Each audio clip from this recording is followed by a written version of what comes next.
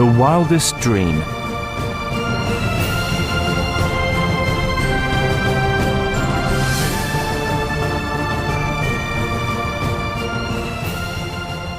On the 4th of June 1924, two English mountaineers set out from their camp in the Himalayan mountain range.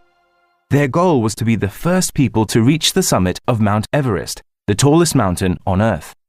A wild wind was blowing all around them and their feet and hands were numb from the freezing cold, but they bravely moved upwards. Behind, a third climber spotted them just 240 meters from the summit. Then, a thick cloud surrounded the climbers and nobody saw them alive again. The names of these brave men were George Mallory and Andrew Irvine. Mallory, who had fought in World War I, was a 37-year-old mountaineer who had climbed close to the summit of Everest twice before. Irvine, on the other hand, had never climbed Everest and was just 22, but he was still a vital and popular member of the expedition.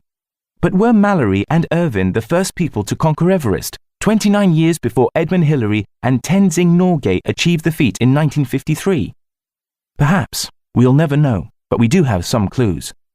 On the 1st of May 1999, the American mountaineer Conrad Anker set out on an expedition in the hope of locating Mallory and Irvine's bodies. Amazingly, in just a few hours, he discovered Mallory's frozen body around 500 meters from the summit. It seemed that Mallory probably died from a fall, but Anker couldn't say whether he had reached the summit first. Interestingly though, Mallory had planned to leave a photo of his wife on the summit, and Anker didn't find it on his body. In 2007, Anker returned to Everest as part of Anthony Geffen's documentary, The Wildest Dream.